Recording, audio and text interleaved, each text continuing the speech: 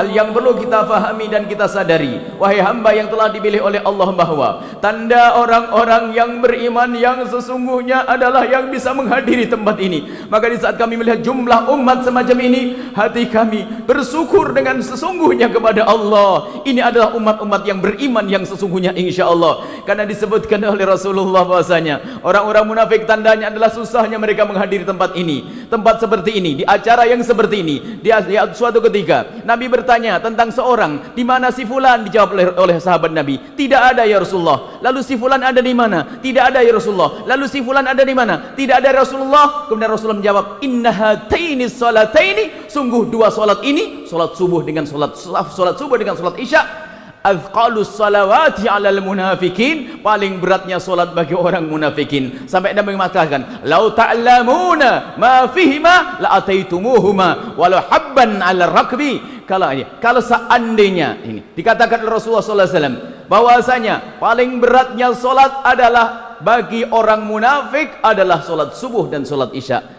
Barang siapa yang tahu, kalau seandainya kalian tahu begitu besarnya, agungnya yang ada di dalam solat berjamaah di waktu subuh dan waktu isya, maka niscaya engkau akan datang dengan merangkak. Kenapa? Begitu agungnya apa yang ada di dalam solat subuh berjamaah ini khususnya. Maka ketahuilah bahwasanya tanda dibebaskan kita dari kemunafikan adalah di saat kita bisa hadir di tempat semacam ini. Disabdakan Nabi juga, disabdakan oleh Rasul juga, laisa salatun afqal 'alal munafikina, tidak ada salat yang lebih berat bagi orang munafik daripada min salatil fajri wa salatil isya'i, dari salat subuh dan salat isya. Maka dari itu, ini juga dikatakan oleh para ulama, bagi siapapun yang ingin memangkas penyakit-penyakit di dalam hatinya, segala kemaksiatan, segala bentuk kehinaan, maka hendaknya mulai dari salat subuh. Inilah waktunya kita. Siapapun anda, mungkin ada di antara anda yang berkimlimang dalam dosa, mulai dari makanan haram, pekerjaan salah, dosa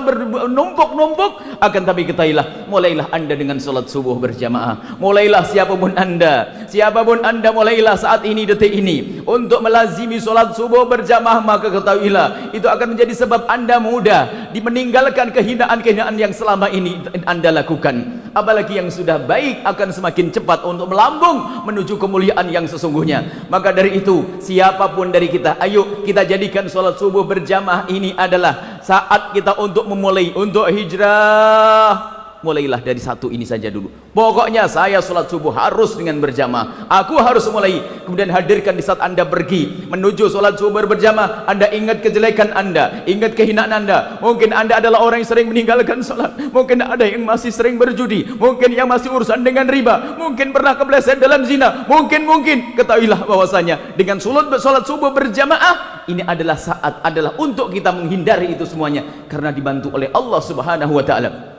Dan agar hilang kemunafikan di dalam hati kita, menghapus kemunafikan adalah dengan sholat berjamaah. Maka dari itu juga harus kita upayakan anak-anak kita, keluarga kita, semuanya untuk bisa melazimi sholat subuh berjamaah, agar terkikis di hati mereka kemunafikan, agar terkikis di hati mereka dusta, ada terkikis di hati mereka segala macam penyakit hati. Itu yang beri kabar adalah Nabi Muhammad sallallahu alaihi wasallam.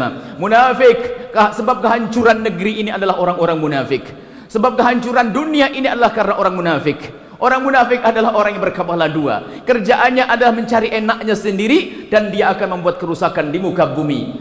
Kalau di dalam diri kita ada unsur-unsur kemunafikan, mungkin kita suka berdusta, mungkin kita adalah suka berkhianat, mungkin kita adalah orang yang di saat berbicara selalu berdusta, maka ketahuilah dengan sholat subuh berjamaah. Ini Nabi yang menyebutkan. Maka bersyukurlah anda semua. Anda saat ini didatangkan oleh Allah ke tempat ini karena apa? Anda akan diangkat oleh Allah. Jika anda punya unsur kemunafikan, artinya Allah akan menyingkirkan itu dari diri anda. Kalau anda ahli maksiat, ketahuilah, artinya Allah akan menjauhkan anda dari kemaksiatan. Maka siapapun yang memulai segala sesuatu dengan sholat subuh berjamaah, maka jaminan dari Allah dia akan berhasil. Maka kalau anda menjadi pemimpin yang benar, pemimpin yang selamat, kalau anda ingin menjadi seorang bisnismen, jika anda mulai dengan sholat subuh berjamaah, maka akan menjadi orang kaya yang selamat. Anda ingin menjadi apa? Maka ketahuilah, mulailah dari sholat subuh berjamaah untuk mendapatkan jaminan dari Allah Subhanahu wa Ta'ala. Kemudian apa? Agar hati anda terbebaskan daripada kemunafikan dan beraneka ragam penyakit hati yang merusak perilaku kita. Dari hati akan merusak semuanya, tapi ternyata sangat sederhana. Mulai dengan sholat subuh berjamaah.